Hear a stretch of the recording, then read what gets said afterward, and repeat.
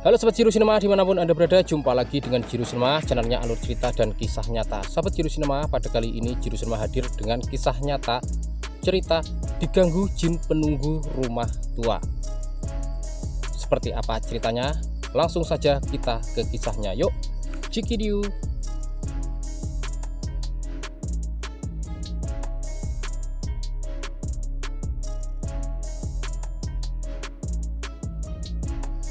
Pada awal tahun 2010, saya bekerja di sebuah perusahaan kelapa sawit, dan pada awal tahun itu saya mendapatkan kabar bahwa saya akan dimutasi ke tempat lain, dimutasi ke tempat yang sangat jauh dari tempat yang saat ini saya bekerja. Saya tidak bisa menolak karena bagaimanapun juga semua itu adalah tugas. Konsekuensi dari mutasi itu ialah menjalani atau memilih mengundurkan diri sepihak. Karena saya masih sangat membutuhkan pekerjaan, saya belum memiliki usaha apapun, maka saya menerima saja tawaran itu, walaupun dengan hati yang sangat berat, karena sudah 10 tahun lebih saya tinggal ataupun saya bekerja di tempat yang lama ini, sudah menyatu dengan alam, dengan lingkungan, sudah merasa nyaman dengan karyawan-karyawan yang berada di tempat ini, sudah seperti saudara sendiri. Jadi dengan kepergian saya ataupun dengan perpindahan saya, rasanya seperti meninggalkan saudara. Seperti ketika saya berangkat dari Jawa, berangkat merantau, meninggalkan teman-teman, rasanya sangat berat. Tapi saya akan mencoba menjalani pemindahan tugas ini dengan harapan semoga di tempat yang baru saya mendapatkan pekerjaan yang lebih menjanjikan, lebih baik, dan lebih nyaman lagi. Kemudian saya dibawa ke tempat yang baru yang kebetulan jaraknya cukup jauh, perjalanan sekitar 3-4 jam, melewati jalan raya, melewati kota Pekanbaru. Ketika saya sampai di tempat yang baru, saya menjadi kaget karena ternyata tempat yang baru ini sama sekali berbeda dengan yang saya pikirkan. Tempat yang baru ini tempatnya lebih susah, lokasinya lebih susah daripada tempat semula. Begitupun dengan lingkungannya. Sesampainya di lokasi perumahan, di situ saya melihat rumah-rumah kumuh, rumah-rumah tua. Sepertinya memang semenjak perkebunan ini dibangun atau dibuka, itulah rumah-rumah pertama yang ditempati oleh karyawan, dan sampai sekarang tanaman sudah berumur hampir 20 tahun. Rumah-rumah belum terbangun, baru beberapa rumah yang terbangun. Begitupun dengan karyawan-karyawan di situ yang tentunya masih sangat asing. Saya merasa kurang nyaman karena di tempat itu dihuni oleh banyak suku dan saya di situ harus menjadi minoritas. Kemudian oleh pimpinan setempat saya diberitahu bahwasanya kelak ketika saya pindah ke tempat itu hanya satu rumah yang tersisa. Itu rumah tua, rumah barak panjang 3 pintu, dan kebetulan rumah yang kosong itu rumah di posisi paling pinggir. Saya belum bisa berkomentar apa-apa karena saya belum memahami tempat itu. Kemudian saya menerima saja, semoga saja saya, istri saya, keluarga saya betah tinggal di sini. Saya akan mencoba.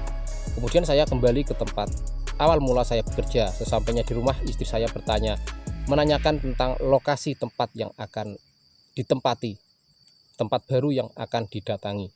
Saya jelaskan saja kepada istri saya bahwasanya tempatnya memang berbeda, namun karena semua itu adalah perjuangan, semoga saja betah dan kerasan. Kemudian beberapa hari setelah itu kami sekeluarga pindah ke tempat yang baru. Kebetulan anak saya masih berumur 4 tahun atau mau mendekati 5 tahun. Saya menyadari, memahami perasaan istri saya ketika sampai di lokasi yang dimaksud. Hatinya pasti menjerit, namun sengaja disembunyikan. Jangankan dia yang seorang wanita, saya saja yang seorang laki-laki juga merasa bagaimana, merasa tidak cocok, merasa kurang nyaman. Namun karena memang tidak ada pilihan lain, tetap saya jalani. Saya akan mencoba sekuat dan semampu saya. Bila di tengah jalan saya tidak sanggup, saya akan mengundurkan diri dan memilih mencari pekerjaan yang lain. Kemudian hari demi hari dilalui, saya terus menyabarkan istri saya, anak saya. Kebetulan anak-anak di sana cukup banyak, sehingga anak saya yang masih kecil cepat sekali mendapatkan kawan, dan itulah ternyata yang membuat kami menjadi nyaman, betah, dan kerasan. Karena anak saya pandai bergaul, dengan cepat mendapatkan kawan walaupun anak itu berasal dari suku yang berbeda-beda. Begitupun dengan istri saya yang kemudian satu persatu mendapatkan teman, yang ternyata juga mendapatkan teman yang cocok. Satu persatu pelan-pelan dia mendapatkan kawan ngobrol, kawan curhat, kawan cerita, yang akhirnya juga lambat laun menjadi nyaman tinggal di tempat itu. Namun saya merasa sangat tidak nyaman dengan lokasi baru itu, karena lokasi itu ternyata sangat menyeramkan. Banyak sekali tempat-tempat angker, banyak sekali tempat-tempat keramat atau tempat-tempat yang berbau mistis, sunyi dan dingin. Orang Jawa menyebutnya anyep. Banyak dihuni oleh makhluk-makhluk halus. Termasuk kantor tempat saya bekerja juga terasa kurang nyaman. Namun saya yang kurang percaya dengan hal-hal gaib seperti itu, saya biarkan saja. Sebenarnya saya penakut, saya sangat penakut. Namun bagaimanapun juga saya harus karena sekarang ini saya sendiri. Semuanya itu saya pikirkan sendiri, saya jalani sendiri. Saya terus menyabarkan istri saya agar istri saya betah dan kerasan. Lambat laun saya mendengar cerita dari kawan sekantor saya yang mengatakan bahwasanya rumah yang saya tempati ini sebenarnya rumah bekas orang meninggal dunia, meninggal karena kecelakaan kerja. Kebetulan karena saya bekerja di perkebunan kelapa sawit, rumah yang saya tempati sekarang ini dulunya adalah bekas rumah seorang pemanen buah kelapa sawit, yang kebetulan memang pokok sawitnya sudah tinggi. Waktu itu dia bekerja di manen di tempat dengan kemiringan lebih dari 40 derajat, sangat miring, dan pada saat mengegrek sawit atau ingin menurunkan buah sawit, bibirnya patah. Dia berusaha untuk menyelamatkan diri namun terpeleset, terjatuh, kemudian tidak sempat menghindar, egrek itu mengenai pahanya, menancap di pahanya. Kemudian ia berteriak minta tolong. Kebetulan ia bekerja tidak sendiri, ada temannya, namun temannya juga tidak bisa menolong. Kemudian temannya lari mencari pertolongan. Orang-orang atau para karyawan datang ke tempat itu menolongnya, namun karena akses jalan yang sangat sulit sehingga kendaraan sangat lambat datangnya. Ketika kendaraan datang dan ingin membawa dia keluar ke rumah sakit terdekat, ternyata dia tidak kuat. Di dalam perjalanan ia meninggal dunia. Sejak mendengar cerita tentang itu, saya menjadi khawatir. Jangan-jangan istri saya sudah mengetahuinya ataupun belum mengetahuinya. Namun bagaimana reaksi istri saya ketika mengetahui yang sebenarnya? Tentu ia yang saat ini merasa berani, merasa kuat, ketika mendengar cerita itu akan menjadi was-was, menjadi takut ketika saya tinggal kerja lembur atau bagaimana. Namun ternyata istri saya santai-santai saja, tidak pernah mengeluh, tidak pernah menceritakan tentang adanya hal-hal gaib di rumah yang saya tempati. Memang rumah itu berisi 2 kamar depan dan kamar belakang. Kami menempati kamar depan, sementara kamar belakang itu rasanya sangat adem, sangat dingin. Ketika saya masuk ke kamar itu terasa sangat berat dan sering merinding, sehingga kamar belakang itu jarang sekali dimasuki, bahkan sering saya tutup. Saya jadikan gudang, tempat untuk mainan anak-anak saya yang sudah tidak terpakai, saya taruh di situ. Kejadian aneh saya alami ketika itu akhir bulan.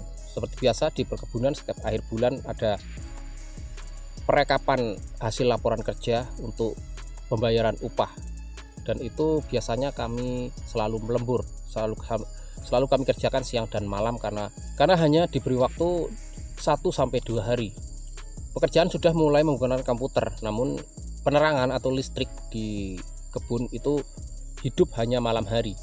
Ketika siang hari mati, siang hari padam. Jadi siang hari saya pergunakan waktu untuk merekap-rekap, sementara malamnya kami input di dalam komputer, dan kebetulan sudah beberapa tutup buku istilahnya, sudah berapa pembuatan laporan di akhir bulan. Saya selalu mengajak kawan saya untuk menemani saya lembur biar saya tidak sendiri, tidak jenuh.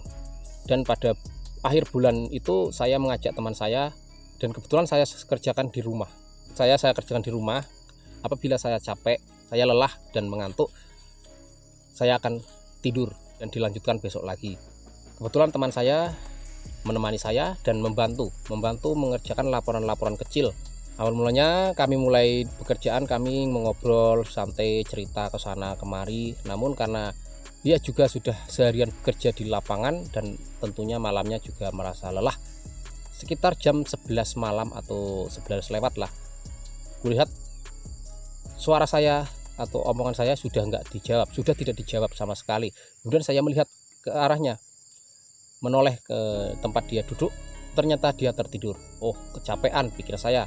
Kemudian saya lanjutkan lagi bekerja.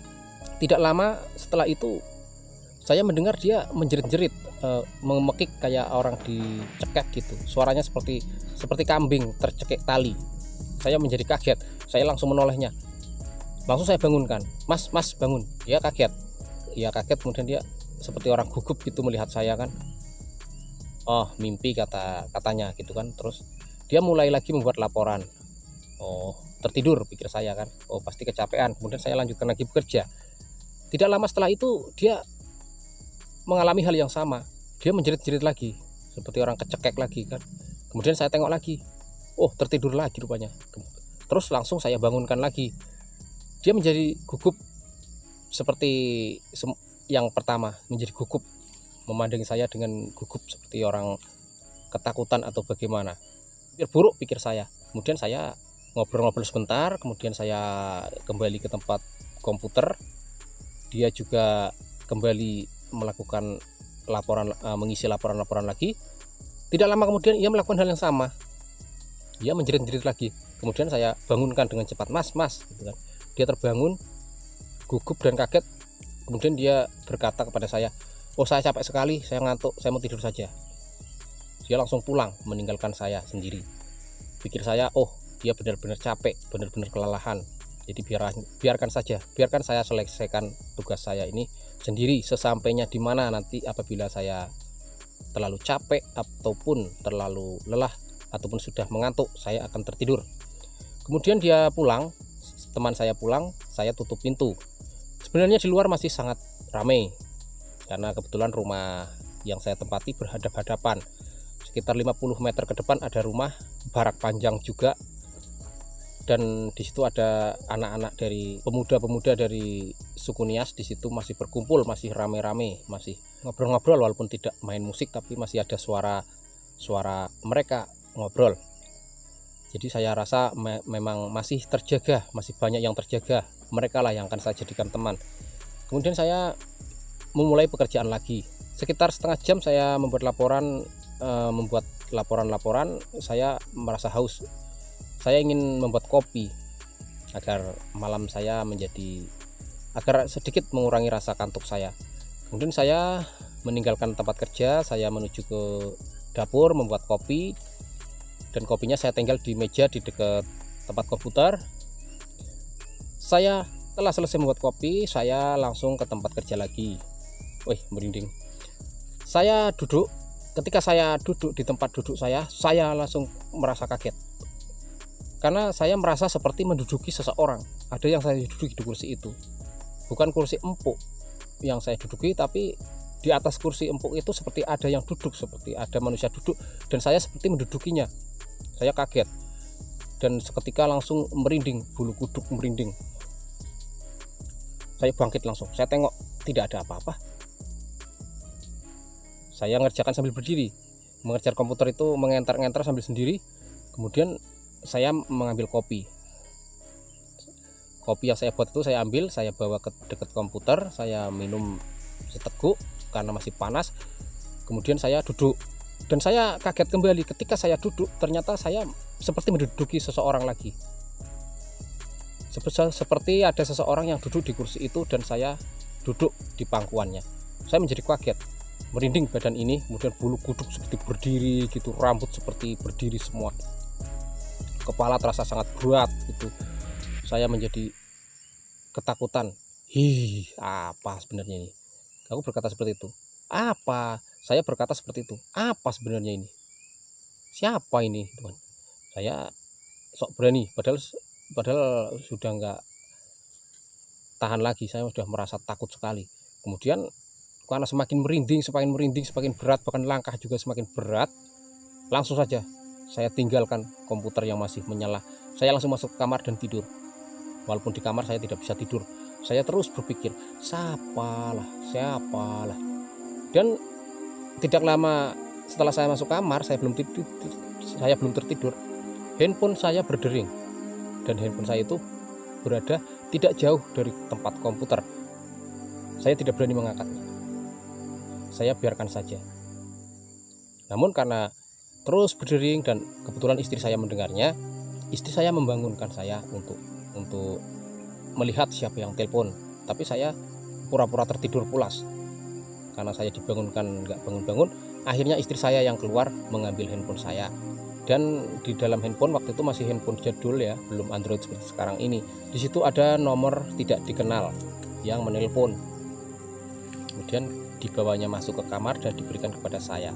Saya mengangkat telepon itu, dan saya angkat telepon itu, dari seberang sana berkata, suaranya suara perempuan. Ketika saya tanya ia siapa, ia berkata bahwa ia yang dulu tinggal di rumah yang saya tempati. Kemudian saya bertanya kembali, apa masalahnya? Apa? Ada apa yang tertinggal di sini?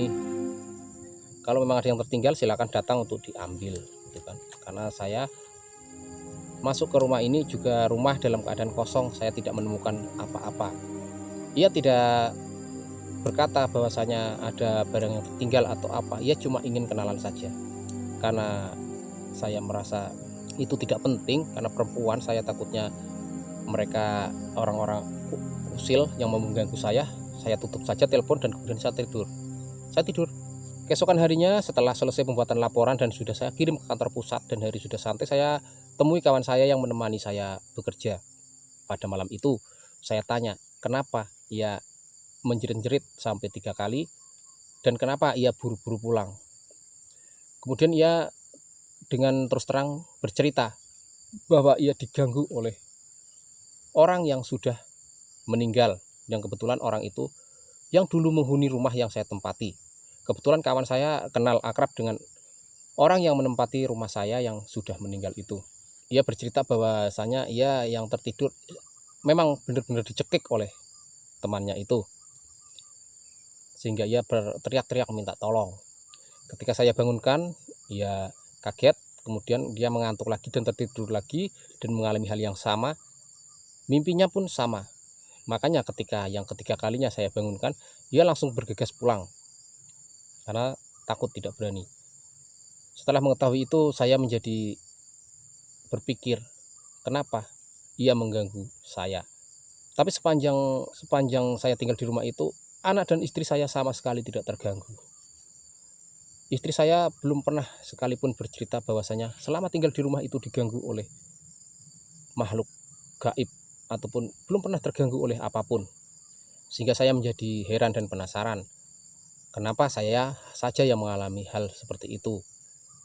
Dan kemudian saya menelusuri tentang wanita yang menelpon saya malam-malam. Saya cocokkan nomornya dengan orang-orang lama di situ, dan ternyata salah seorang mandor yang kebetulan saya tanyai nomor yang menelpon saya tunjukkan dan dia lihat, kemudian dia cocokkan dengan nomor HP yang ada di handphonenya. Ternyata ia menyimpan nomor itu adalah nomor istri dari orang yang sudah meninggal, yang sebelumnya menghuni rumah saya. Ketika suaminya meninggal, ia pindah dari tempat ini. Teman saya bertanya, ada urusan apa? Saya tidak tahu. Saya jawab saya tidak tahu karena saya tiba-tiba ditelepon. Dan saya juga tidak tahu dia mendapatkan nomor telepon saya dari mana. Kemudian teman saya berkata bahwasanya wanita itu agak nakal, pasti akan mengganggu. Saya berpikir kalau nakal, istilahnya nakal cuman nakal untuk main-main saya masih bisa menahannya karena saya termasuk lelaki yang setia terhadap istri, lelaki yang tidak suka main-main dengan perempuan. Dan menurut kawan saya, orang itu sekarang tinggalnya di tempat yang jauh, jadi jangan diladeni karena orang itu akan nekat dan bila diladeni pasti akan mendekat. Makanya saya hapus nomor itu, walaupun ada beberapa kali, entah 3 atau 4 kali menelpon saya tidak angkat, dan sampai sekarang sudah tidak pernah menelpon lagi. Itu tentang penghuni rumah yang saya tempati. Sejak saat itu saya menjadi ketakutan sendiri. Saya sering tidak berani di rumah sendiri. Ketika istri dan anak saya kembali ke kampung karena ada acara dan saya ditinggalkan di tempat itu sendiri selama 3 hari. Selama 3 hari itu 3 malam saya tidak tidur sendiri. Saya pasti mencari teman. Walaupun pada akhirnya saya tertidur sendiri. Karena pada malam pertama saya mengajak teman saya yang kebetulan bekerja sebagai satpam shift siang. Malam harinya saya ajak untuk tidur di rumah saya untuk menemani saya. Dan saya ajak tidur ke kamar, tidak mau, dia mau tidur di luar saja.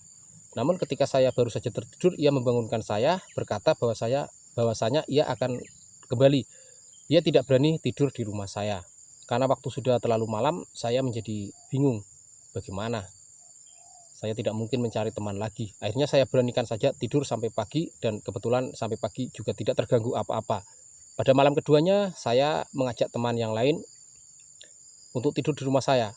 Ia mau menemani saya. Namun belum ada jam 12, ia sudah ketakutan. Katanya terbayang-bayang wajah orang yang dulu menghuni rumah saya dan meninggal dunia. Ia mohon maaf tidak sanggup mengawani saya, kemudian ia pulang ke rumahnya. Karena waktu masih jam 12, akhirnya saya pikir-pikir juga saya tidak berani sampai pagi. Kalau seperti ini saya nggak tidur nanti malah saya jadi beban, jadi sakit. Akhirnya rumah saya tutup, saya kunci, saya pergi. Saya ketok-ketok rumah kawan saya yang jaraknya sekitar 70-an meter. Ia kaget. Saya berkata kepada teman saya, bahasanya saya mau menginap. Saya bilang saya takut. Kemudian ia memberikan tempat saya di ruang depan dan saya tidur di ruang depan itu sampai pagi. Pada malam ketiganya saya mensiasati yang menemani saya anak kecil. Karena anak kecil pasti akan tertidur cepat dan akhirnya dia akan tahan sampai pagi. Akhirnya tetangga saya ada yang punya anak kecil masih sekolah SD kelas 5, itu saya ajak ke rumah untuk menemani saya. Saya bilang ke orang tuanya untuk menemani saya tidur malam ini. Dan ia mau. Sorenya sudah saya siapkan jajan-jajan untuk dia makan. Setelah dia ngantuk, dia tidur. Dan saya cepat-cepat ikut tidur. Alhamdulillah sampai pagi juga tidak ada gangguan apa-apa. Dan keesokan harinya saya ke kampung untuk menjemput anak dan istri saya. Beberapa bulan kemudian ada rumah kosong karena ada terjadinya kasus banyak karyawan yang dikeluarkan dari perusahaan sehingga banyak rumah kosong. Dan akhirnya saya mendapatkan kesempatan menghuni rumah baru, rumah batu. Dan di situ saya merasa nyaman karena rumah itu masih baru dan belum banyak peristiwa-peristiwa sehingga tidak ada gangguan sama sekali selama saya tinggal di rumah itu. Namun yang di luar rumah ternyata juga banyak menemui hal-hal aneh dan mistis. Cerita-cerita dari teman-teman saya. Sebelumnya di situ yang sering menemukan hal-hal aneh.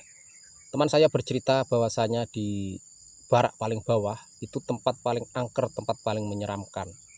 Di situ ada satu barak yang dihuni oleh anak-anak lajang atau anak-anak bujang. Karyawan-karyawan yang berstatus masih lajang itu ada 4 atau 5 orang tinggal di dalam satu barak, dan setiap malam mereka tidur bersama-sama dalam satu kamar. Namun pengalaman ini dialami oleh teman saya. Karena ketika teman saya terbangun jam-jam 3 pagi, ia tersentak kaget. Karena ternyata teman di sampingnya itu tidak sendiri, tapi ada yang memeluknya. Ada yang ngeloni.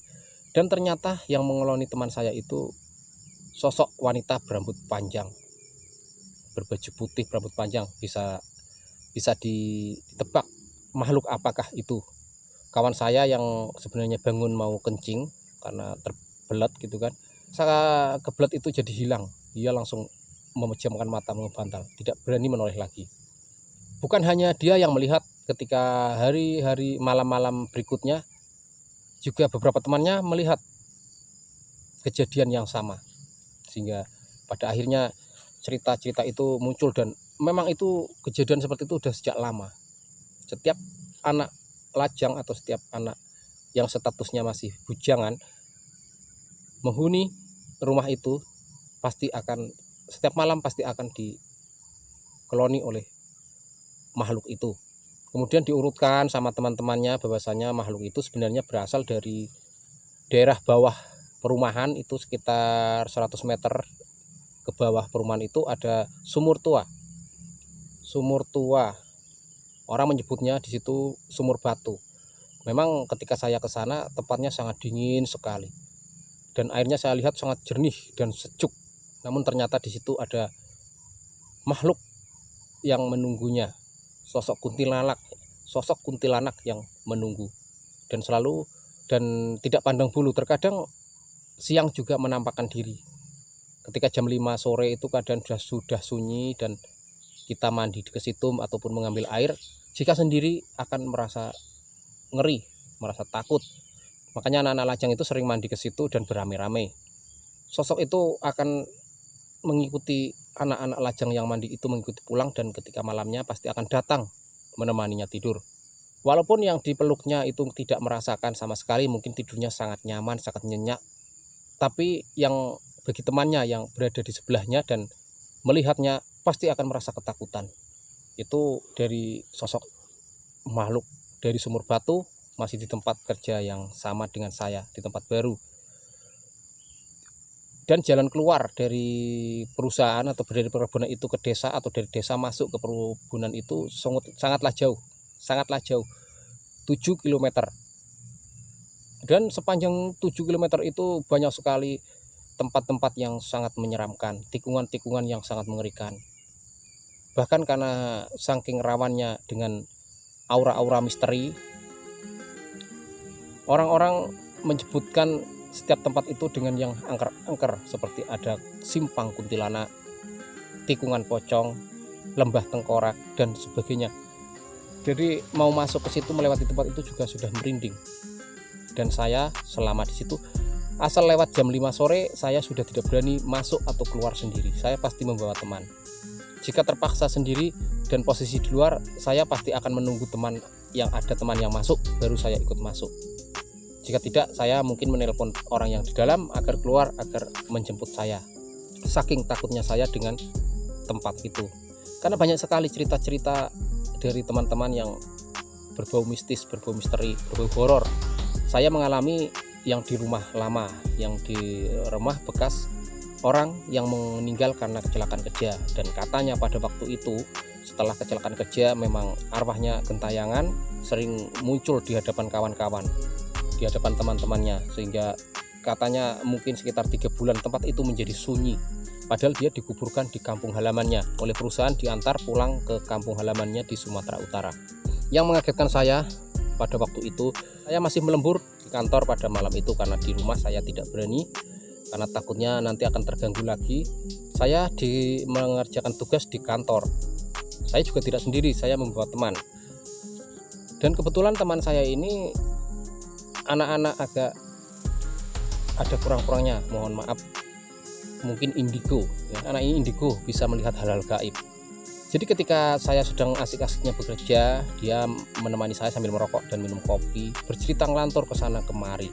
Saat saya merasa takut karena ceritanya sudah ngelantur ke sana kemari, tiba-tiba dia berkata bahwasanya ada orang melewati depan kantor tanpa kepala.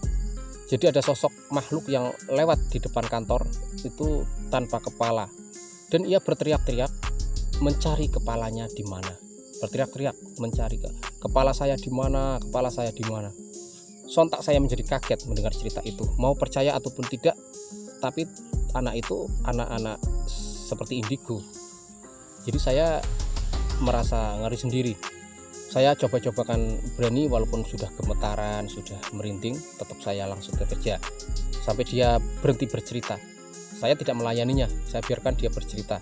Keesokan harinya saya bertanya kepada teman saya yang kebetulan sudah lama tinggal di tempat itu dan bekerja menjadi sopir. Saya ceritakan tadi malam bahwasanya saya bekerja di kantor ditemani oleh teman saya. Teman saya bercerita bahwasanya ketika menemani saya, pada saat jam-jam 12 lewat, ada sesosok makhluk yang melewati depan kantor berjalan tanpa kepala dan berteriak-teriak memanggil kepalanya.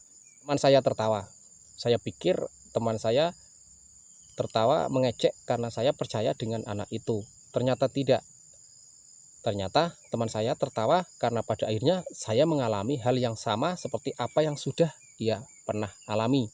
Pada waktu itu ia sedang sendiri di teras rumahnya. Waktu itu ia belum menikah. Dia sedang sendiri di teras rumahnya sambil minum tuak dan merokok.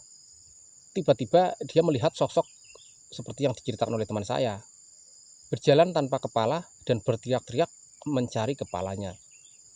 Waktu itu ia karena setengah mabuk, jadi tidak merasa takut sama sekali. Namun setelah makhluk itu hilang, ia baru merasa takut, kemudian masuk ke dalam rumah dan tidur. Dan ia mencari tahu atau bertanya ke sana kemari, dan ada orang kampung yang bercerita kepadanya bahwasanya pada saat pembukaan lahan perkebunan ini ada seseorang yang mengalami kecelakaan kerja, tertimpa kayu. Ketika saat penumbangan kayu-kayu besar, tertimpa kayu, kepalanya terputus dan tidak ditemukan, bahkan tidak ditemukan sampai sekarang. Entah pecah, entah terkubur, entah terbakar oleh kayu. Yang jelas sosok itu ditemukan, atau manusia itu ditemukan tanpa kepala dan dikubur di kampung. Jadi sangat masuk akal jika memang dia menjadi hantu gentayangan yang selalu mencari kepalanya. Saya benar-benar merasa ngeri. Selama saya bekerja di tempat itu selalu dihantui oleh bayang-bayang yang menakutkan. Walaupun saya sudah tinggal di rumah yang baru yang tidak pernah diganggu oleh hantu ataupun apapun, tapi di luar rumah itu tetap menemukan hal-hal yang aneh. Dan kebetulan saya mempunyai teman perempuan saya ini sebenarnya istri dari karyawan dari tempat saya bekerja. Dia anak indigo. Jadi dia selalu takut. Karena apa? Karena dia selalu tembus pandang. Dia bisa melihat hal-hal apa. Dan dimanapun setiap saya bersama dengan dia selalu jelalatan matanya dan selalu hihihi, selalu bilang seperti orang ketakutan. Karena pasti akan menemukan hal-hal yang aneh. Seperti ketika sedang bersama-sama dengan saya itu dalam sebuah acara waktu itu, kalau tidak salah selamatan apa gitu di situ. Tiba-tiba dia menjerit-jerit, katanya ada anak-anak kecil banyak di sekitar situ. Sementara kami yang ada di situ melihat ke sana kemari juga tidak menemukan apa-apa. Karena saking takutnya ia pulang tidak selesai acaranya. Ketika pagi saatnya ibu-ibu bangun masak, ia berteriak-teriak sehingga tetangganya terbangun dan segera datang ke rumahnya. Karena kebetulan rumahnya ya masih rumah yang barak lama, masih berdempet-dempetan. Jadi ketika ia berteriak-teriak atau apa, tetangganya pasti akan mendengar, terbangun dan kemudian datang ke situ. Dipikirnya mungkin ribut dengan suaminya atau bagaimana. Ternyata ia berkata bahwasanya di depan pintu belakang menuju ke dapur, yang kebetulan dapurnya berada di luar rumah. Di depan pintu belakang sudah ditunggu oleh pocong anak-anak yang sangat banyak. Orang-orang di situ menyaksikan ke situ, melihat, memeriksa. Tidak ada apa-apa, hanya dia yang bisa melihat.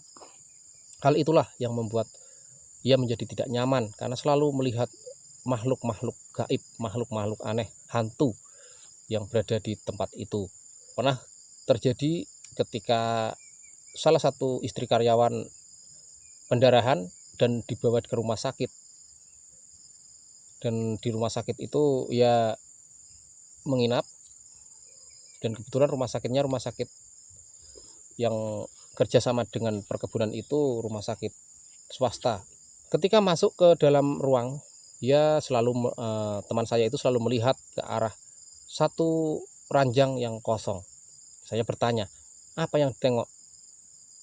Dia berkata bahwasanya mau kencing, mau buang air kecil. Saya tertawa. Buang air kencing itu ke toilet, bukan ke ranjang pasien. Dia terus berkata bahwasanya untuk menuju ke toilet itu melewati ranjang pasien satu itu, kata dia. Kemudian saya berkata, ya lewati saja gitu kan. Lewati saja, apa salahnya melewati ranjang di sebelahnya? Pintunya juga tidak tertutup oleh ranjang pengantin, apa salahnya? Namun kawan saya menjawab bahwasanya ada orang tua yang tidur di ranjang itu. Ia tidak enak melewati laki-laki itu.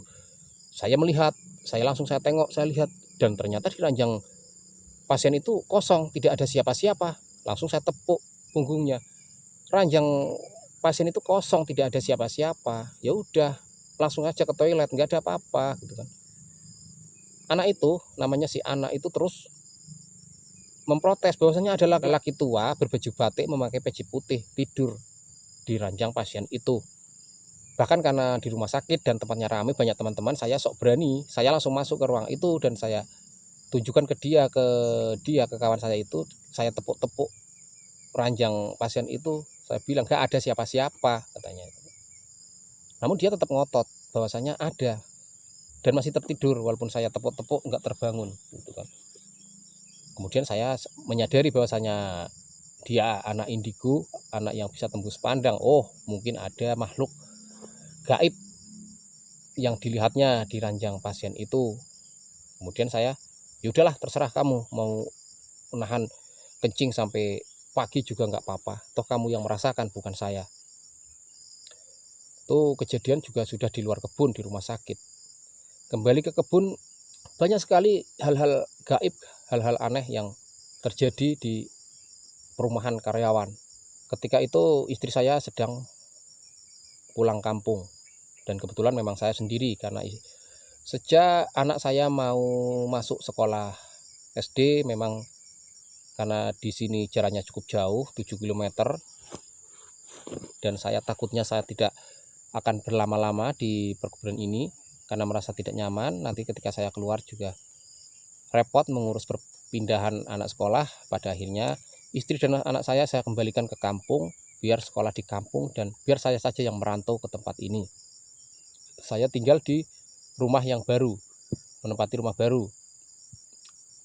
Karena sendiri saya menempati rumah baru. Kejadiannya pada malam itu, setiap malam saya berani tidur sendiri. Karena saya tidak merasa ada gangguan apapun di situ, memang tidak pernah terganggu. Namun kejadiannya sangat aneh. Setiap malam saya tertidur di situ sendiri di dalam kamar. Saya kaget karena ketika bangun saya pasti sudah di depan pintu kamar. Dan suatu malam saya bermimpi bahwasanya saya ditarik. Ketika tidur itu saya ditarik seperti ditarik oleh seseorang. Memang rumah saya sangat dingin dan sebenarnya sangat angker mungkin, tapi saya tidak begitu memikirkannya karena termasuk berada di tempat yang ramai, karena kanan kiri depan belakang itu dihuni oleh orang atau banyak rumah yang dan sangat ramai. Anak-anak lajang juga banyak di situ sehingga jam berapapun masih ramai. Anak-anak suka nonton film, nonton TV itu di samping rumah itu yang berendeng sama rumah saya itu sampai malam kadang masih terdengar suara tertawa, suara teriakan.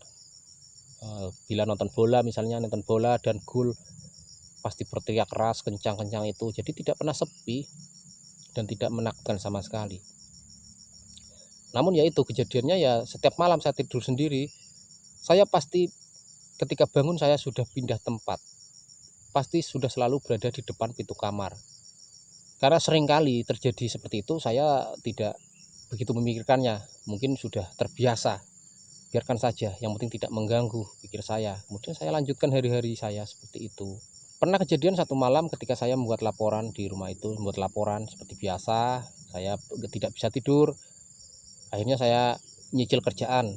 Tiba-tiba di samping rumah seperti ada suara orang melangkah. Saya pikir mungkin anak-anak atau orang mau kemana gitu kan. Ternyata tidak. Setelah itu merinding, bulu kuduk saya merinding. Waduh, apalagi nih, saya pikir saya masuk kamar, saya keluar lagi karena saya pikir setelah masuk kamar nanti saya akan hilang rasa takutnya itu. Begitu sampai di tempat itu terulang kembali. Akhirnya saya putuskan, hantu ini pasti hantu yang mau mengganggu. Akhirnya saya masuk ke kamar dan tidur. Banyak sekali kejadian-kejadian aneh di tahun 2010 sampai 2013 di tempat saya bekerja. banyak sekali gangguan-gangguan, cerita-cerita tentang yang menakutkan yang sebenarnya membuat saya sangat tidak nyaman. Namun tuntutan kerja, bagaimanapun juga saya harus bekerja di tempat itu, berani tidak berani ya harus saya hadapi. Apalagi posisinya waktu terakhir-terakhir ini kan istri dan anak saya sudah berada di kampung, di rumah orang tuanya, karena anak saya sekolah. Akhirnya berani gak berani saya sendiri di rumah itu. Pernah kejadian waktu itu opung-opung atau nenek-nenek tetangga rumah saya itu meninggal karena kecelakaan di kamar mandi, dibawa ke rumah sakit dan dirawat beberapa hari, kemudian tidak tertolong dan meninggal dunia. Jenazahnya dikirim ke kampung. Waktu itu seperti biasa setiap jam 8 pagi saya pasti pulang dari kantor untuk sarapan pagi, karena saya selalu berangkat kantor itu selalu pagi sebelum sarapan. Jam 7 saya sudah berangkat ke kantor, nanti jam-jam 8 ataupun jam 9 saya pasti pulang untuk sarapan. Nah, pada hari itu saya pulang seperti biasa jam 9. Seperti waktu biasanya itu sebelum nenek itu kecelakaan dan meninggal dunia, setiap saya pulang dari kantor untuk sarapan pagi, nenek itu duduk di teras rumahnya, duduk di kursi plastik di teras rumahnya, dan selalu negur saya dengan bahasanya ya. Mohon maaf, ini bahasa Batak yang saya tidak kenali. Dia pasti ngomong menegur saya, maksud dia menegur saya. Saya selalu menjawab, walaupun jawaban saya selalu berbeda-beda. Nah, pada hari itu saya pulang seperti biasa dari kantor. Dia menegur saya dan saya jawab seperti biasa. Kemudian saya masuk dan makan. Nah, setelah makan saya berpikir, loh, tadi saya kok ditegur oleh nenek itu, sementara nenek itu kan sudah meninggal. Saya menjadi kaget. Kemudian saya keluar dan memastikan ke depan rumahnya, dan ternyata di situ kursi pun sudah tidak ada, kursi plastik yang biasa diduduki pun tidak ada. Oh, saya diganggu lagi, saya bertemu dengan makhluk halus lagi. Apakah saya berhalusinasi? Namun saya merasa yakin itu, apa yang saya alami tadi itu, saya merasa yakin bahwasanya saya ditegur oleh nenek itu, dan saya menjawab. Memang saya waktu ditegur itu saya tidak sadar bahwasanya itu sudah meninggal. Saya ingatnya masih seperti hari-hari biasanya sebelum dia kecelakaan itu. Saya santai saja ketika dia bertanya, menegur saya jawab tegurannya. Ya seperti biasa saya menjawab tegurannya itu dengan bahasa saya, bahasa Indonesia. Ya bermacam-macam. Baru saya berpikir cukup lama sekali. Oh ternyata. Apa karena saya yang penakut jadi sering diganggu, atau memang di sini memang hantunya sudah kelewatan mau mengganggu orang, atau bagaimana saya juga tidak tahu. Dan ketika saya bercerita dengan teman-teman, ada sebagian teman-teman yang mengalami hal yang sama dengan saya, sering diganggu, sering bertemu dengan makhluk-makhluk gaib. Ada juga yang mengaku bahwasanya seumur-umur selama hidupnya tinggal di tempat ini tidak pernah diganggu oleh makhluk halus apapun, diganggu oleh makhluk apapun selain binatang-binatang buas. Binatang buas yang maksudnya seperti ular, bertemu ular atau bertemu babi. Justru yang ia takutkan. Ia tidak takut dengan hantu, tapi ia takut dengan binatang-binatang buas. Saya jadi tidak mengerti. Biarlah yang terjadi. Semua itu menjadi kenangan saya, menjadi kenangan dalam kehidupan saya, bahwasanya saya pernah mengalami hal-hal aneh, hal-hal gaib, dan itu sangat nyata. Kejadian itu tahun 2010 sampai 2013 ketika saya bekerja di PT Langgam Harmoni di Kabupaten Siak di Provinsi Riau. Saya pernah bekerja di sana. Dan selama bekerja saya di sana lebih dari 10 kali saya bertemu dengan hal-hal gaib, hal-hal yang sangat aneh. Bahkan ketika saya keluar sendiri, walaupun siang, saya keluar sendiri meninggalkan kebun, misalnya mau ke kantor pusat ataupun ke perkebunan sebelah, ke divisi lain, bila sendiri saya pasti selalu membawa muatan di belakang motor saya. Karena saya mengendarai motor, jadi di belakang motor saya pasti selalu saya muati beban. Maksud saya agar tidak ada yang ngikut walaupun itu siang. Karena keadaannya sangat sepi, sangat sunyi. Walaupun siang memang kadang kita keluar tidak akan berjumpa dengan orang di jalan. Jalannya sangat indah, lika-liku, naik turun, sehingga memang sangat-sangat mengeluarkan aura angker dan sangat mengerikan bila melakukan perjalanan malam sendiri tanpa teman. Namun bagi anak-anak muda yang memang sedang suka-sukanya bermain, pecicilan ke sana kemari, ya dianggap biasa saja. Tidak peduli sore, malam ataupun tengah malam, mereka tetap keluar masuk dengan bebas tanpa merasa takut. Namun entah mengapa saya tidak berani sama sekali. Setiap ada acara keluar, saya pasti mengajak teman. Jika tidak mengajak istri, tentu saya akan mengajak teman. Semoga saat ini tempat itu sudah menjadi aman, tanpa adanya gangguan-gangguan hal gaib lagi, sehingga para karyawan yang bekerja di sana bisa bekerja dengan nyaman tanpa berpikir yang macam-macam dan menjadi kerasan tentunya. Karena memang tempatnya sangat unik. Di situ tempatnya di dataran tinggi, tidak ada air, tidak ada sungai. Air untuk mandi dan minum bagi karyawan, untuk keperluan karyawan air cuma satu, yaitu ada sumur aliran berukuran 3x2, kedalaman sekitar 1 meter, dan itu dipakai untuk ratusan orang yang tinggal di komplek perumahan karyawan. Dan sumur batu yang sudah saya ceritakan tadi itu jarang sekali yang berani ke situ. Dan ada lagi yang mempergunakan air rawa untuk kebutuhan sehari-hari seperti mencuci pakaian dan mencuci piring. Untuk konsumsi minum kebanyakan beli air galon atau air kemasan. Dan menurut cerita yang saya dengar sekarang sudah maju, kesejahteraan karyawan juga sudah terpenuhi, jadi sudah tidak seperti dulu lagi, seperti zaman saya bekerja di sana. Oke sahabat Jiro Cinema, sampai di sini dulu kisah nyata horor tentang masa lalu saya. Sampai jumpa lagi di Jiro Cinema. Cikidiu.